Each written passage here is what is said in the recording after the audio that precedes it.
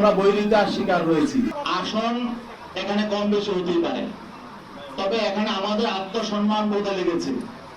আমরা তো কারো অনুগ্রহের পাত্র হয়ে রাজনীতি করতে চাই না।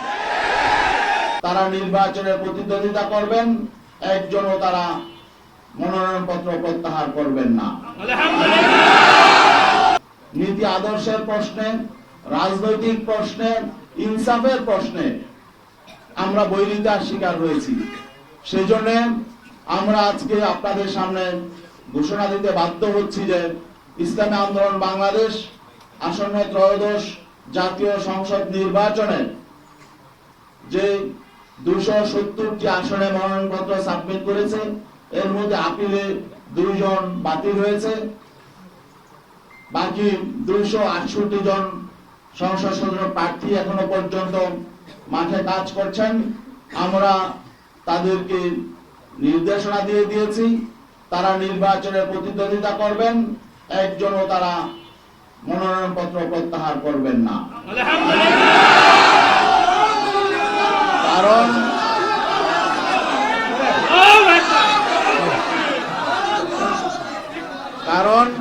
কারণ আমরা ইসলামী জনতার যে প্রত্যাশা, যে এখানে একটা বিষয় স্পষ্ট করে বলতে হয় যে আমরা কেন এই সিদ্ধান্তে আসলাম। জানেন যে এখানে বাংলাদেশ জামাত ইসলামী একটি বড় শক্তি ছিল, অস্বীকার করার সুযোগ নেই।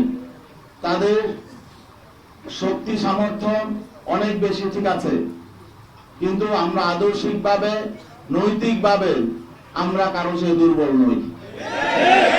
আসন এখানে কম বেশি হতেই পারে, তবে এখানে আমাদের আত্মসম্মান বোধে লেগেছে, এটাও একটু বলা প্রয়োজন। আসন সমঝোতায় সর্বপ্রথম আলোচনা শুরু হয়েছে 2 আমিরের, ডিসেম্বরের 9 তারিখ আমিরে জামাত এবং আমাদের ইসলামী আন্দোলনের আমির বীর সাহেব চরমাই 2 জন একান্তে বসেছিলেন। যেহেতু আপনি প্রশ্ন করেছেন, এটা আসলে আমি এদিকে যেতে চাই নাই। প্রথম দিনই তিনি ইনসাল্ট করেছেন। আপনারা জানেন বিভিন্ন জরিপ প্রকাশ হয়।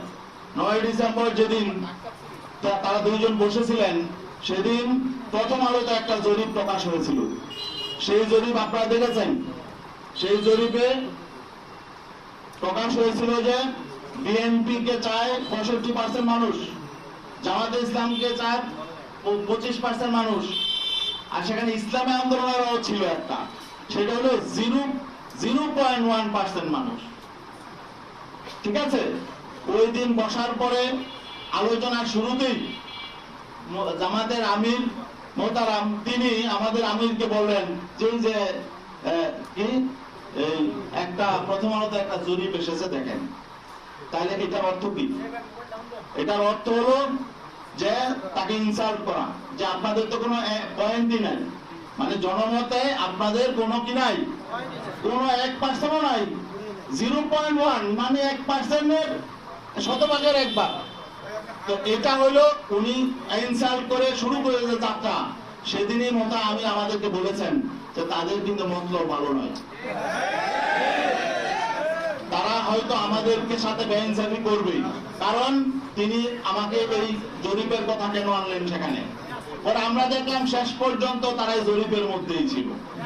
এবং সর্বশেষ মিটিং যখন আমার সঙ্গে হয়, ডক্টর আব্দুল্লাহ মোহাম্মদ তাহের সাহেব তিনিও বললেন যে আপনাদেরকে অনেক আসন দেওয়া হয়ে গেছে, জরিপে তো আপনাদের এত নাই। তখন তিনি আমার দেশের একটা জরিপের কথা সেদিন আনলেন।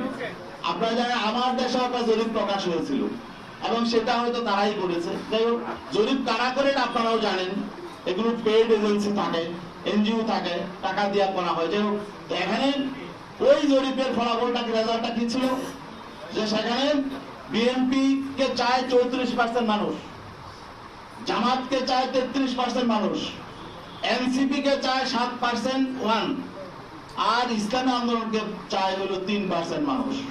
আচ্ছা বলেন দেখি, জামাতকে যদি 33% মানুষ চায়, এনসিপি কে যদি 7% মানুষ চায়, তো 40% হয়ে যায়।